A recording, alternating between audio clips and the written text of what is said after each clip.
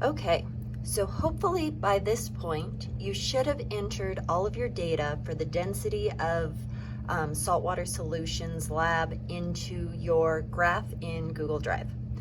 Now, your equation for the graph will look different than mine. Your graph will look different than mine. This was done with made-up numbers. This in no way should look like what you have.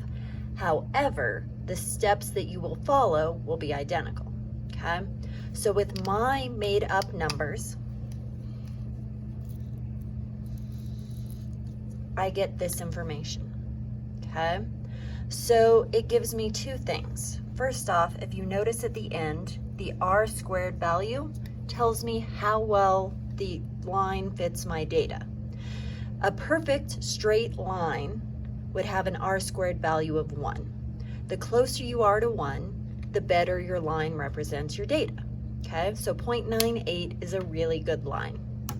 Now over here, I have my equation for my line. So that's what I wrote down here, so it's bigger, you can read it.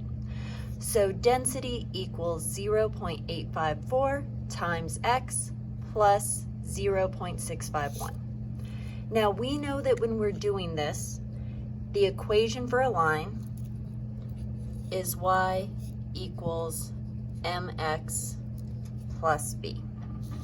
Well, in this case, y was my density, m is my slope, here's my slope of the line, x is going to be the mass of salt in my solution, and b is my y-intercept, okay? So this is the equation I'm going to use. Now we had an unknown. For my example, I calculated the density of my unknown to be 7.33 grams per milliliter. Well, I said density was my y value. So I'm going to plug that into my equation. 7.33 grams per milliliter is equal to 0.854 times x plus 0.651.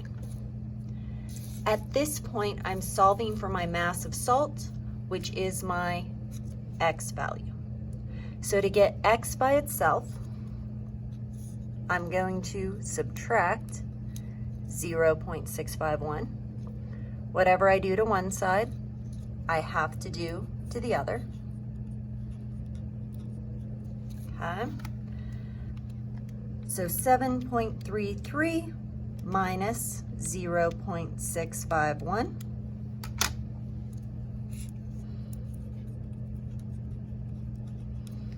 I get this number. Now I remember that when I subtract, I can only keep as many numbers after the decimal as my least precise. So 1, 2, 1, 2, cut that off there. 6.68 is equal to 0.854x. I'm still solving for x. So the opposite of multiplication is division. Whatever I do to one side, I have to do to the other. Plug that into my calculator.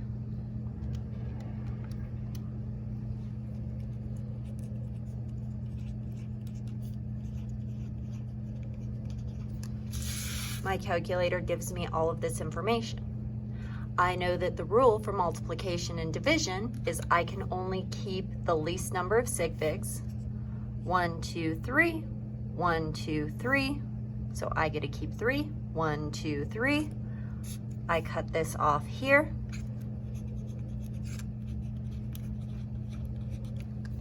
My x is equal to the mass of salt in grams.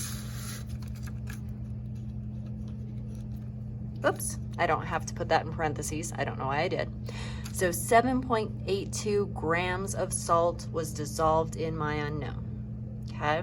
So that's how you're going to solve for the mass of your unknown in your experiment. Make sure that you're using your equation for your line from your sample data. Make sure that you're using your density for your unknown.